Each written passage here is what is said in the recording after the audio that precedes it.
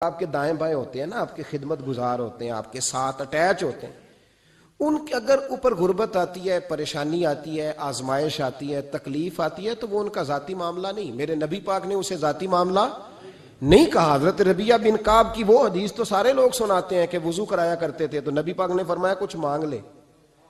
انہوں نے جنت میں نبی پاک کا پڑوس ہی مانگ لیا، یہ بخاری میں موجود ہے.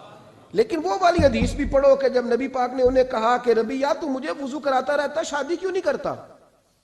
حضور نے نہیں فرمایا کہ اس کا ذاتی معاملہ ہے، میں شادی کراؤں گا، میں اس کام میں کیوں آؤں گا، شادی کیوں نہیں کرتا؟ عرض کی حضور کوئی کاروبار نہیں، کوئی معاملہ نہیں، کوئی رنگ روپ نہیں، اور آپ کی خدمت سے بھی رک جاؤں گا. کہتے ہیں حضور خاموش ہو گئے. اگلے دن پھر پوچھا نکاح کیوں نہیں کرتے؟ میں نے کہا حضور نہ کاروبار ہے، نہ گھر ہے، نہ مکان ہے، نہ رنگ روپ ہے، کون رشتہ دے گا؟ جب میں یہ کہہ کے باہر نکلا نا حضور خاموش ہو گئے، تو میرے دل میں خیال آیا ربیعہ تو بحث کیوں کرتا ہے اور ان کو بتاتا ہے جنہیں اللہ نے سارا کچھ ہی عطا فرمایا ہوا ہے. حضور کہتے ہیں شادی کیوں نہیں کرتا؟ تو چپ کر کے کہہ دے محبوبہ جیسے دل کرتا ہے ویسے کر دے، تو آگے سے دلیلیں دیتا پھرتا ہے. یہ بھی کو بات ہوئی. فرماتے ہیں اگلے دن میں نے ارادہ کر لیا، حضور نے اگر آج کہا تو کہہ دینا یا رسول اللہ جیسے دل ہو کرے. میں نے وضو کرایا، میرا خیال تھا حضور یہاں روک کے کہیں گے، یہاں روک کے کہیں گے، پر حضور نے آج بات ہی کوئی نہ کی. میں دیر تک سوچتا رہا یہاں کہیں گے، یہاں کہیں گے، پر آج حضور نے بات ہی نہ کی. میں پچھتا رہا تھا کہ 2 دن موقع ملا میں نے ضائع کر دیا. فرماتے ہیں وضو پورا کرا کے جب میں باہر نکلا، دروازے تک پہنچا تو محبوب نے آواز دی. بات سن میں ٹھہر گیا. فرمایا شادی کیوں نہیں کرتے؟ کہتے ہیں میرا تو دل پھولوں کی طرح کھل اٹھا. میں نے کہا یا رسول اللہ جیسے دل کرتا ہے کرا دے. نبی پاک علیہ الصلوۃ والسلام نے فرمایا فلاں قبیلے کے سردار کے پاس جا، اسے کہا اپنی بیٹی کا نکاح تیرے ساتھ کر دے. کہتے میں گیا، تھوڑی دیر کے لیے توقف کیا انہوں نے، لیکن پھر وہ راضی ہو گئے. میں واپس آیا، سنو یہ جی اس کا ذاتی معاملہ ہے، لیکن نبی پاک نے دیکھا کہ اس کو ضرورت ہے میری، اس کا نکاح نہیں ہو رہا، گھر نہیں آباد ہو رہا، تو حضور نے پورا کردار ادا کیا. میرے محبوب کریم علیہ الصلوۃ والسلام نے حضرت حارثہ بن نعمان کو بلایا. فرمایا تیرا ایک مکان خالی ہے؟ کہ یا رسول اللہ ہاں. فرمایا یہ میرے ربیعہ کو دے دے، اس میں رہا کرے گا، دلہن کو لائے گا. حضرت بریدہ اسلمی کو بلایا. فرمایا ایک کھجور کی گٹھلی کے برابر سونا چاہیے. یا رسول اللہ کس لیے؟ فرمایا میرے اس غلام نے اپنی بیوی کو حق مہر دینا ہے. حضرت سیدنا عثمان غنی کو بلایا، تیسرے صحابی. فرمایا ایک مینڈے کا بندوبست تو نے کر کے دینا ہے. حضور کس لیے؟ فرمایا میں نے اپنے غلام کا ولیمہ کرنا ہے، بکرے کا بندوبست کر. ساری تیاریاں کر کے دیں. حضرت ربیعہ کہتے ہیں جب میں دلہن بیاہ کے گھر لایا تو میرے دوست یار رشتہ دار مبارک دینے آئے. کہنے لگے تیری کیا بات ہے، شادی بھی اعلیٰ خاندان، ولیمہ بھی، اور کھجور کی گٹھلی کے برابر حق مہر بھی. تو حضرت ربیعہ رو پڑے. فرمانے لگے میں تو کالا کلوٹا حبشی غلام تھا، سلام بھی کوئی نہیں لیتا تھا، مجھے مبارک نہ دو، میرے مصطفیٰ پہ درود و سلام پڑھو. یہ سارا حضور کا کرم ہے. کہتے ہیں اس کا ذاتی معاملہ ہے، بھئی سارا دن تیرے ساتھ رہتا ہے، اٹھتا ہے بیٹھتا ہے، تیری نوکری کرتا ہے، تو نے کبھی پلٹ کے دیکھا ہی نہیں، تو نے کبھی اشک شوئی نہیں کی، تو نے اتنا ٹائم ہی نہیں دیا کہ تیرے کندھے پہ سر رکھ کے رو سکے، تیری توجہ ہی نہیں. نبی رحمت علیہ السلام دائیں بائیں والوں آگے پیچھے والوں کا خیال رکھتے، جہاں جس کو ضرورت ہوتی حضور اس کی ضرورت میں پہنچتے، اشک شوئی کرتے، نبی پاک پیار کرتے. کہتے ہیں اس کا ذاتی معاملہ ہے، میں کیا کروں؟ سنو حضرت جابر بن عبداللہ رضی اللہ تعالیٰ عنہ کے جو والد تھے نا حضرت عبداللہ بن عمر رضی اللہ تعالیٰ عنہ، وہ اعلیٰ ترین احد کے شہید ہیں کہ نبی پاک فرماتے ہیں رب کریم نے خود ان سے گفتگو فرمائی ہے، خود ان سے گفتگو کی اللہ تبارک و تعالیٰ نے. حضرت جابر بن عبداللہ کے والد عبداللہ بن عمر احد میں شہید ہو گئے تھے. 6 یا 10 بہنیں تھیں ان کی. قرضے چڑھ گئے، کاروبار میں نقصان ہو گیا. ضروری نہیں کہ کوئی آدمی دھوکے بازی ہو تو وہ مقروض ہوتا ہے، یہ ضروری نہیں. تلک الایام نداولھا بین الناس، اللہ لوگوں کے دن پھیرتا ہے، حالات تبدیل کرتا ہے. اب صحابی پہ کچھ شک کر سکتا ہے؟ لیکن حضرت جابر کہتے ہیں اتنا قرضہ چڑھ گیا کہ ایک ایک بال میرا قرضے میں ڈوب گیا. قرضے بڑے دینے تھے، مقروض آتے، تنگ کرتے. خود نبی کریم علیہ السلام نے فرمایا ہے کہ جو مقروض ہوتا ہے وہ قیدی ہوتا ہے، جب تک قرض دے نہیں لیتا اتنی دیر تک وہ آزاد نہیں ہوتا. حضرت جابر ابن عبداللہ کہتے ہیں میرے باغ میں کھجوریں پکی تھیں. یہ بخاری میں بھی ہے, کنز المال میں بھی ہے, ابن کثیر میں بھی ہے, امام حلبی نے سیرت حلبیہ میں بھی لکھا ہے, بیسیوں درجنوں کتابوں میں آپ کو روایت ملے گی. فرمانے لگے کھجوریں جب میری پک کے تیار ہو رہی تھیں تو مقروض جب پیسے لینے آتے تو میں کہتا قرضے یہ کھجوریں پکتی ہیں تو دیتا ہوں. یہ ہم پنجاب کے لوگ کیا کہا کرتے تھے, ہاڑی سونی جی, یہاں چاول کی فصل پہ, یہاں گندم کے. ہم نے تو کپڑے لیے ہوتے تھے ادھار دکانوں سے کہ فصل پکتی ہے تو پھر دے دیتے ہیں, کہ کھجوریں پکتی ہیں تو دیتا ہوں. فرماتے پتہ مجھے بھی تھا کھجوریں زیادہ تھوڑی ہیں اور جن کے پیسے دینے ہیں وہ پیسے, فرماتے ہیں کھجوریں پک گئیں, اتاری تو یہ تو 11 گنا بھی اور ہوں تب بھی قرضہ نہیں اترتا. کہتے ہیں میں نے دوستوں سے, یاروں سے, رشتہ داروں سے, وہ جو کہتے نہیں کوئی حکم ہوا تو بتانا, پھر جس دن بندہ حکم بتاتا ہے اس دن کہتے ہیں آج سویرے ہی بچہ پیسے لے گیا ہے, یہ تو 2 گھنٹے پہلے بتاتا تو تیرا کام ہنس رہے ہیں آپ بیچ بیچ میں سے, 2 گھنٹے بعد لیٹ ہیں آپ, بلکہ کئی تو پونے گھنٹے کا ٹائم دیتے ہیں, کہتے پونا گھنٹہ پہلے تو آ جاتا تو تیرا کام بس. اور جب بھی آپ فون کرو اس سے اگلی دفعہ کریں تو پھر شاید آدھے گھنٹے کا ٹائم دے دیں کہ آدھا گھنٹہ ہو گیا تو لیٹ ہو گیا, ورنہ کام بالکل تیار تھا. اور ہمارے زمانے میں تو دوستی قائم رکھنی ہے تو صرف اس سے رہ سکتی ہے جسے آپ کام نہ بتائیں. حالانکہ اس دوست کا کیا مطلب, دنیا تے جو کام نہ آیا اوکھے سوکھے ویلے, اس بے فیضے سنگی کو لو بہتر یار اکیلے. کیا مطلب ہے, کام بتایا تو رفو چکر ہو گیا, مانا کیا ہوا اس بات کا. میرے رسول کائنات علیہ السلام کے صحابی کہتے ہیں سب سے کہا پر کسی نے نہ سنی, جب میں تھک گیا نا تو میں دروازہ رسول پہ چلا گیا, یا رسول اللہ, یا رسول اللہ, یا رسول اللہ. حضور قرضے زیادہ ہیں, کھجوریں کم ہیں, یہودیوں کے پیسے ہیں وہ مانتے نہیں. نبی پاک نے فرمایا ان سے کہو تھوڑے تھوڑے لے لیں باقی پھر دے. حضور نہیں مانتے. حضور کہہ سکتے تھے سلمان جاؤ بات کر کے آؤ, جاؤ بلال صہیب جاؤ. کون جاتا ہے مقروضوں کی سفارش کرنے, کہتا ہے بھائی میں نہیں بیچ میں آؤں گا, اتنے پیسے اوہ ہو, میں اپنے موبائل فون بند کر جاتے, کوئی پوچھے نہ. لیکن نبی کریم علیہ السلام نے فرمایا سنو, خود رسول پاک نے, خود نبی پاک نے, حضور نے فرمایا چل میں تیرے ساتھ چلتا ہوں, چل میں تیرے ساتھ چلتا ہوں. مقروض کے ساتھ, امیر کے ساتھ نہیں, اس کے ساتھ نہیں جس نے پیسے لینے ہیں, بلکہ حضور مقروض کے ساتھ, گرے ہوئے کے ساتھ چلے. چل میں چلتا ہوں. یہودی تک گئے, فرمایا کچھ لے لے, یہ بیچارہ دھوکے باز نہیں الجھ گیا ہے, غربت, کچھ لے لے باقی پھر دے دیں گے. کہنے لگا سارے ہی لینے ہیں. جب اس نے بات نہ مانی تو پھر یہ اللہ کے رسول ہے نا. اعلیٰ حضرت فرماتے ہیں میرے کریم سے گر قطرہ کسی نے مانگا, دریا بہا دیے, دربے بہا دیے. یہ دربے کیا ہوتے ہیں, یہ مجھے پوچھا تھوڑے دن پہلے ایک شخص نے. آپ سنتے رہتے ہیں نا شعر, آپ تو ترجمہ پوچھتے ہی نہیں نا, کبھی پوچھ لیا کریں کہ اس کا معنی کیا ہے, کبھی پرچی لکھ لیا کریں تاکہ کوئی جب آپ سے پوچھے تو یہ دربے کیا ہے. لفظ دربے ہے ہی نہیں, اصل میں اعلیٰ حضرت کو پڑھتے نہیں نا لوگ, تو انہیں پتہ ہی نہیں وہ بات کتنی اعلیٰ. یہ لفظ دربے نہیں ہے. اعلیٰ حضرت کہتے ہیں میرے کریم سے گر قطرہ کسی نے مانگا, دریا بہا دیے ہیں, در بے بہا دیے ہیں. در علیحدہ ہے اور بے بہا, در کہتے ہیں ہیرے کو, ایک معنی ہیرا ہے, در بے بہا, بے بہا کی تو سمجھ آتی ہے نا, در بے بہا دیے ہیں یعنی ہیرے بے بہا دیے ہیں اسے.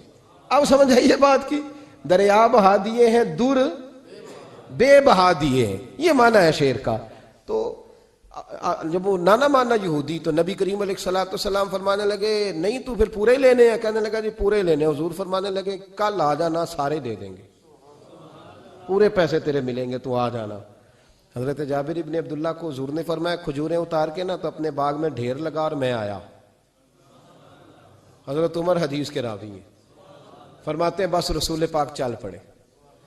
حضور نے کندھے پہ رومال رکھا, حضور چل پڑے. کوئی چٹائی نہیں بچھائی, حضرت جابر کہتے ہیں کوئی صوفہ نہیں رکھا, کوئی پھولوں کے ہار نہیں. حضور آئے, 2-3 چکر میرے باغ کے لگائے اور کھجوروں کے ڈھیر کے پاس بیٹھ گئے. فرمایا بلا جس کے پیسے دینے, بلا, اب تنگی داماں پہ نہ جا اور بھی کچھ مانگ, بلا.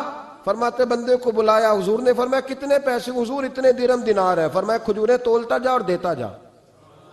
فرماتے ہیں میں دیتا گیا, میں نے کہا حضور اس کے پیسے پورے ہو گئے. حضور مسکرا کے فرمانے لگے چل 4-5 کلو کھجوریں اضافی دے دے, کوئی عرض نہیں. کہتے ہیں وہ بھی دے دی. حضور نے فرمایا بلا دوسرے کو. فرمایا اس کو بھی بلایا, تولتا گیا, دیتا گیا, حضور پورے ہو گئے. نبی کریم علیہ الصلوۃ والسلام نے فرمایا چل 4-5 کلو کھجوریں زیادہ دے دے. کہتے ہیں قرضے بھی دے دیے, 5-5 کلو کھجوریں بھی زیادہ دے دی. محبوب اٹھے, کچی زمین پہ بیٹھے تھے. حضور نے لباس مبارک کو جھاڑا, رومال کندھے پہ رکھا. فرمایا میں مسجد جا رہا ہوں, وہاں آ کے مجھے خبر دینا, وہاں آ کے مجھے بتلانا کہ جب میں آیا تھا تب کھجوریں زیادہ تھی کہ جب واپس گیا ہوں تب زیادہ ہے. وہاں مجھے آ کے اطلاع دینی ہے, بتانا ہے مجھے. وہاں آ کے میں جا رہا ہوں, مجھے بتانا ذرا وہاں آ کے. حضرت جابر ابن عبداللہ کہتے ہیں میں نے کھجوریں تولی, میں تھک گیا. میں تھک گیا, ڈھیر تو چھوٹا تھا پر وزن ہی بڑا نکلا.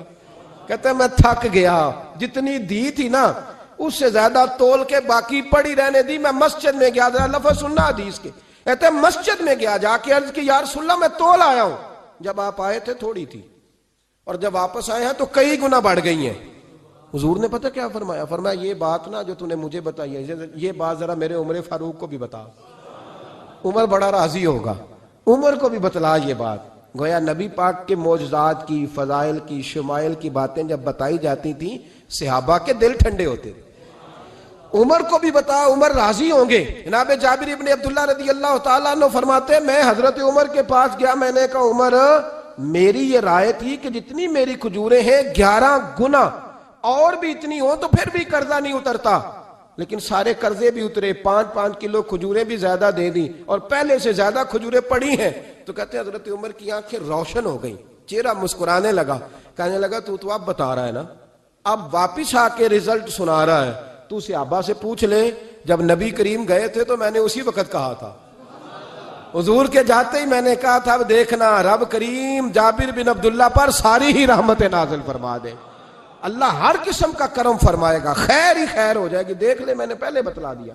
میرے نبی پاک سلام چھوٹی چھوٹی باتوں کا خیال رکھ, چھوٹی چھوٹی چیزوں پر توجہ دیتے, خیال کرتے کس کو کس وقت کس چیز کی کہاں حاجت ہے, اس کی وہ حاجت پوری کی جاتی, اس کا دھیان رکھا جاتا. حضرت جابر خود فرماتے, یہ مسلم کے لفظ ہے, فرماتے ایک دفعہ میں حضور کے ساتھ جہاد پہ گیا تھا, میرا اونٹ کمزور تھا, میں پیچھے رہ گیا.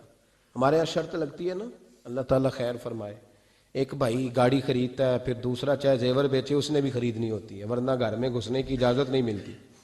بہت سارے خرچے, یہ جو جوائنٹ فیملی سسٹم ہے نا, اکٹھے جہاں بھائی رہتے ہیں 3 4 5 6, اس کے بہت سارے خرچے ضد کی وجہ سے بڑھ جاتے ہیں. اس نے کیا ہے تو لہذا میں نے بھی, ہوتا ہے نا جی ایسے.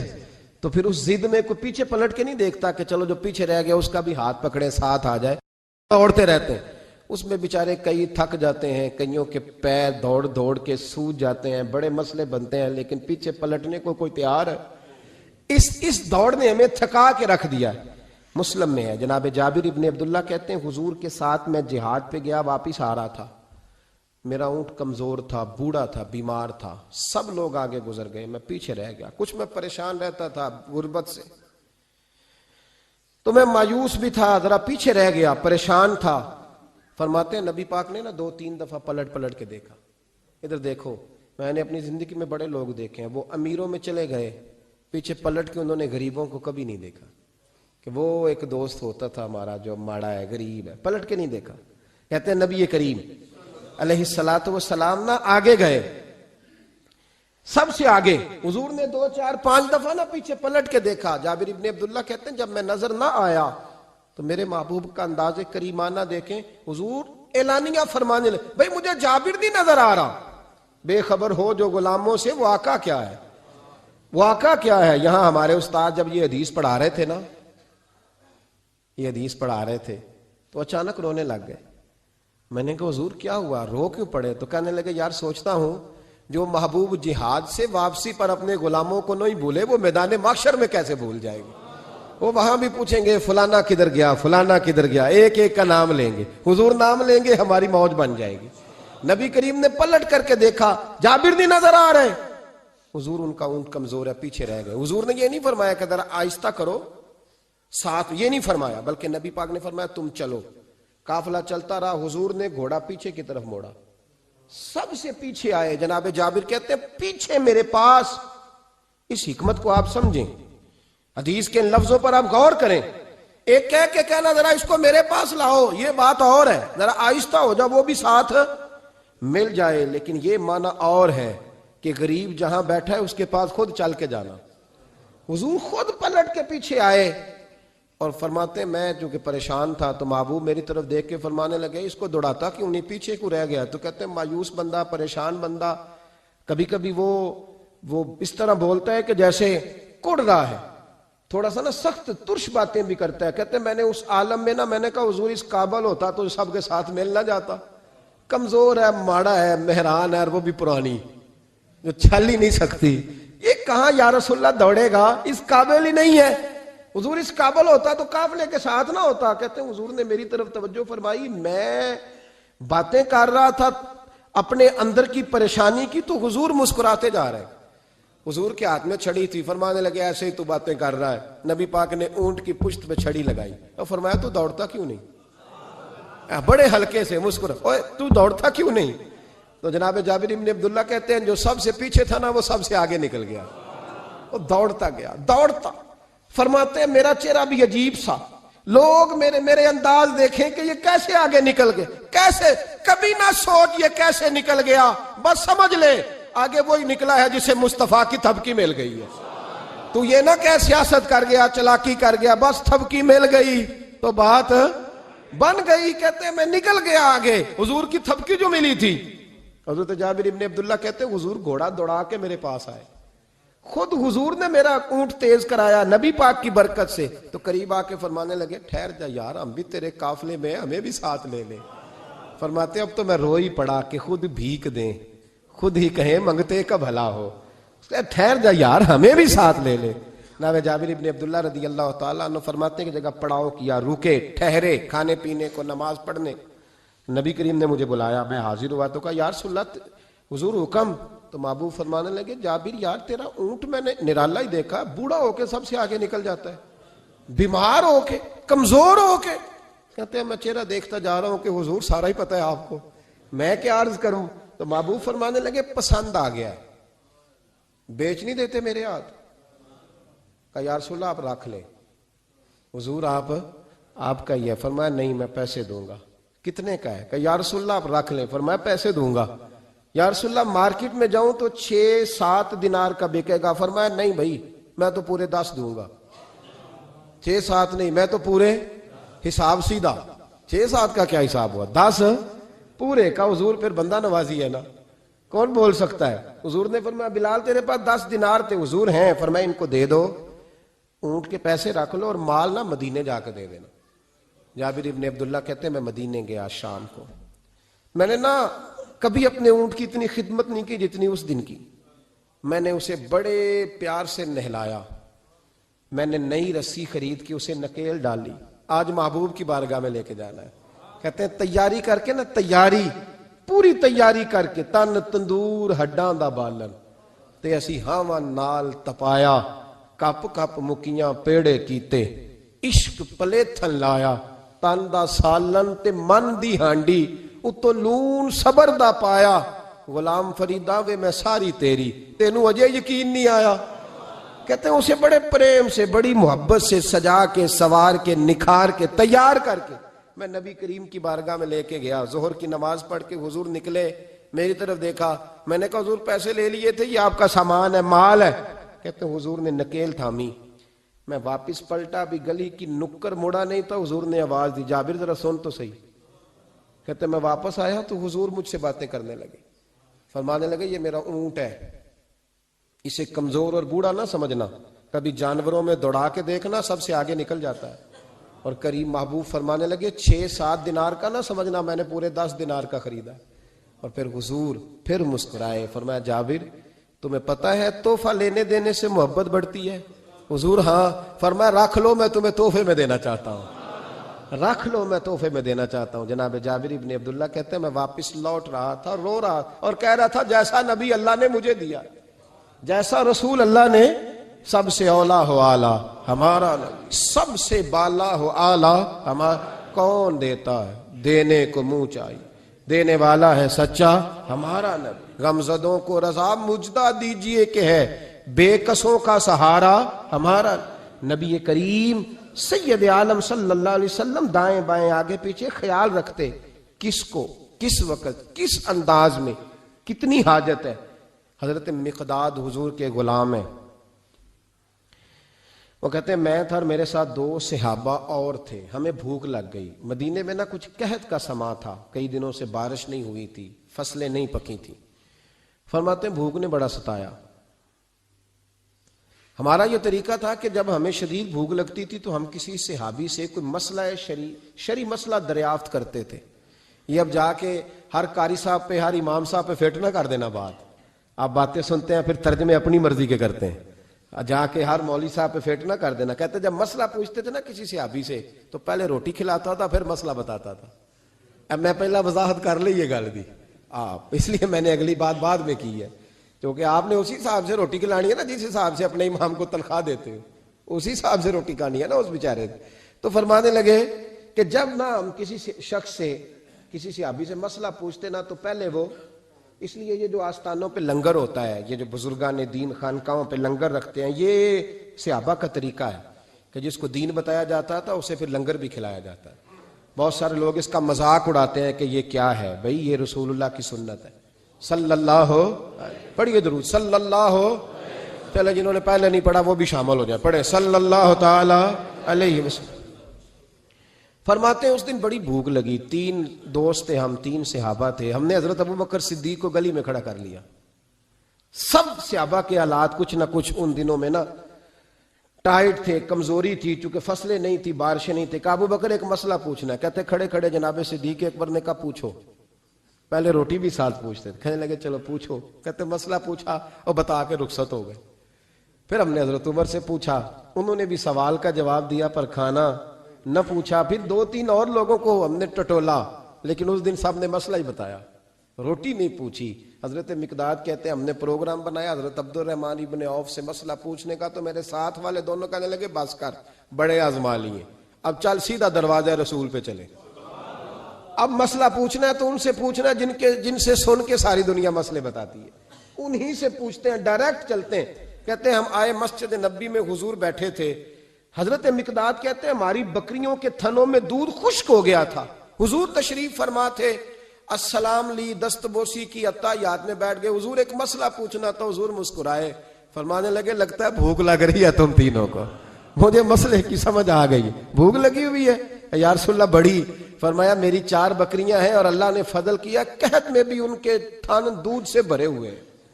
فرمایا جاؤ, 3 تم ہو, چوتھا میں ہوں, اس طرح کرنا 3 بکریوں کا دودھ تم پی لینا, 1 کا میرے لیے لے آنا. کہتے ہیں یا رسول اللہ ہم پی آئے. تو حضور نے فرمایا رکو, جب تک تمہارا دل کرے میرے مہمان بن سکتے ہو. فرماتے ہم 3 دن نبی پاک کے مہمان رہے. صبح و شام 4 بکریوں کا دودھ دھوتے, 3 کا پی لیتے, 1 پیالہ حضور کے لیے رکھ لیتے. فرماتے ہیں تیسرا دن آیا نا, حضرت مقداد کہتے ہیں وہ تو سو گئے دودھ پی کے, پر وہ جو نبی پاک کے لیے پڑا تھا نا, میری بار بار توجہ اس کی طرف جاتی, بار بار, اور میرے اندر سے آواز آتی کہ حضور کو تو بڑی خدمت کرتے ہیں صحابہ, تو حضور نے تو شاید کچھ اور کھا لیا ہو تو پی نہ لوں. کہتے ہیں کئی دفعہ میں نے روکا پر میں نہ ہی اپنے آپ کو روک سکا, میں پی گیا حضور کے حصے کا بھی دودھ. جب میں پی گیا وہ دودھ, کہتے ہیں اب پینے کے بعد جو پریشانی ہوئی وہ زیادہ تھی. دل میں خیال آیا اگر حضور ناراض ہو گئے کہ بھئی تمہیں تمہارے حصے کا دودھ دیا تھا اور مسلسل 3 دن سے مل رہا ہے, پھر کیوں پیا, اور حضور ناراض ہو گئے تو گرا جو ان کی نگاہ سے وہ سنبھل نہیں سکتا. فرمانے لگے اسی پریشانی میں تھا کہ حضور آ گئے. اب تو میرا وجود کانپنے لگا. سرکار سیدھے اس پیالے کی جانب گئے جس میں دودھ ہوتا تھا. فرماتے ہیں نبی پاک نے نہ اٹھایا کپڑا, اٹھایا برتن, دودھ نہیں تھا. حضور نے پوچھا نہیں کون پی گیا ہے, بلکہ نبی پاک نے ہاتھ اٹھایا کہ اللہم اطعم من اطعمنی واسقی من سقانی, یا اللہ جو مجھے کھلائے تو اسے کھلا, جو مجھے پلائے تو اسے پلا. حضرت مقداد کہتے ہیں میں نے کہا اوہ یہ تو بڑی قیمتی دعا مل رہی ہے. بکریاں میری جو بکریاں تھی وہ تو پہلے نہیں دودھ دے رہی, تھنوں میں دودھ خشک ہے, اور اتنی بڑی دعا کہ جو کھلائے اسے کھلا, جو پلائے اسے پلا. نبی کریم علیہ السلام کی دعا سنی تو کہتا میں بستر کے اندر منہ دیا ہوا تھا, جھٹ سے میں نے کپڑا اتارا, چھری پکڑی اور اپنے باڑے میں چلا گیا کہ ایک بکری ذبح کر کے لاتا ہوں, حضور کو کھلاتا ہوں تاکہ یہ دعا مجھے مل جائے کہ یا اللہ جو مجھے کھلائے تو اسے کھلا. فرماتے ہیں میں بکریوں کے باڑے میں گیا, جن بکریوں کو کئی دن ہو گئے تھے دودھ نہیں دیا تھا، جیسے ہی میں نے چراغ جلایا میں حیران ہو گیا کہ سب کے تھن دودھ سے بھرے ہوئے۔ کہتے میں نے 3-4 بکریوں کا دودھ دھویا، برتن میں بھرا، محبوب کی بارگاہ میں لایا۔ کہتے ہیں حضور نے خوش ہو کے پیا۔ جب پی لیا نا نبی کریم نے تو حضور فرمانے لگے چل میں نے تیرا لایا، پی لیا، اب یہ بتا میرا کس نے دیا تھا؟ اب وہ والی بات کرنا جس کے گچھے سے لچھے جڑے نور کے، ان ستاروں کی نزہت پہ لاکھوں سلام، ان کے خطبے کی ہیبت پہ کروڑوں درود، ان کی باتوں کی لذت پہ لاکھوں سلام، جس کی تسکین سے روتے ہوئے ہنس پڑے، اس تبسم کی عادت پہ فرمایا بتا میرے والا کس نے پیا؟ کہا یا رسول اللہ بڑا روکا اپنے آپ کو، پر محبوبت آپ کی بکریوں کے دودھ کی لذت ہی کیا ہے؟ حضور نہیں روک سکا تو محبوب کریم فرمانے لگے اچھا اکیلے پی گئے ہو، جا پھر دودھ بھی تو میرا پی گیا ہے، اور میں تیرے لیے پھر دعا کرتا ہوں کہ یا اللہ اس نے مجھے پلایا تو اسے پلا، اس نے مجھے کھلایا تو اسے کھلا۔ نبی کریم ہر اس شخص کا خیال رکھتے جو بھوکا ہوتا، جو پیاسا ہوتا، جو کمزور ہوتا۔ تھوڑا تھوڑا دائیں بائیں دیکھ، یہ حضور کی سیرت کا بہت بڑا پہلو ہے، تھوڑا تھوڑا دائیں بائیں آگے پیچھے ضرور دے۔ یقیناً جب آپ کسی کے کام آتے ہیں تو آپ کو آزمائش سے گزرنا پڑتا ہے، یقیناً۔ میں نے اپنے دور میں یہ منظر دیکھا ہے، اگر آپ ہاتھ پھیلا رہے ہیں تو آپ مانگنے والے ہیں، اور اگر آپ ہاتھ نہیں پھیلا رہے تو لوگ کہتے ہیں پتہ نہیں کوئی تو چکر ہوگا۔ اگر آپ سوال نہیں کر رہے تو پھر لوگ کہتے ہیں کوئی تو ایسا کھاتا ہوگا جہاں سے دولت، یعنی کوئی ایسی سمت نہیں جہاں آپ محفوظ رہ سکیں۔ آپ کو دونوں جانب سے لوگ گھیریں گے، دونوں جانب سے۔ جب آپ کسی کے کام آئیں گے، جب آپ کسی تک پہنچیں گے، جب آپ کسی کو، اور میں نے یہ بھی دیکھا ہے، میں ساری حفظ ما تقدم کے طور پہ آپ کو سمجھا رہا ہوں، آپ نے کسی شخص کی مدد کر دی نا، آپ نے مدد کی تو وہ بھی کئی دفعہ بدگمان ہوتا ہے کہ اس کے پاس بڑا کچھ تھا تبھی تو مدد کی نا اس نے، حالانکہ آپ نے ان باتوں پہ غور نہیں کرنا۔ یہ ساری چیزیں آئیں گی، کیونکہ اگر کسی شخص کی بری عادت کی وجہ سے آپ اپنی اچھی چھوڑ دیں گے تو پھر آپ کا نقصان ہوگا، اس کا نقصان۔ نبی پاک کے اخلاق یہی ہیں کہ سامنے والا جو مرضی کرے، ہم نے وہ کرنا جس کا درس ہمارے نبی نے ہمیں دیا ہے، ہم نے وہ کام کرنا جس کا پیغام ہمارے رسول نے ہمیں دیا۔ اس لیے بڑی خیر کریں، دائیں بائیں آگے۔ کچھ لوگ بہن بھائیوں سے اچھا سلوک کرتے ہیں، جواب میں اچھا سلوک نہیں ملتا، مجھے پتہ ہے نہیں ملتا، تو آپ یہ بتائیں کہ ان کے ساتھ اچھا سلوک اللہ کو راضی کرنے کے لیے کیا تھا یا جواب لینے کے لیے کیا تھا؟ تو آپ نے نہیں دیکھنا کہ سامنے والا کیا کہہ رہا ہے، آپ نے یہ دیکھنا ہے کہ اللہ کس بات میں راضی، اللہ کے رسول کس بات میں راضی، میری آخرت کا نفع کس چیز میں، میری روح کو، میرے ضمیر کو اطمینان کیسے ہے۔ یہ تصور رکھ کے جب خیر کریں گے تو پھر اللہ ہے مجھ پر پہرا دے گا کون لڑائی میں، مجھ پر پہرا دے گا کون لڑائی میں، مجھ پر پہرا دے گا کون لڑائی میں، مجھ پر پہرا دے گا کون لڑائی میں۔ میں صدیق اکبر آقا بول پڑے مٹھی سے ابو جہل کی کنکر بول پڑے، اللہ اللہ ہے اللہ اللہ ہے اللہ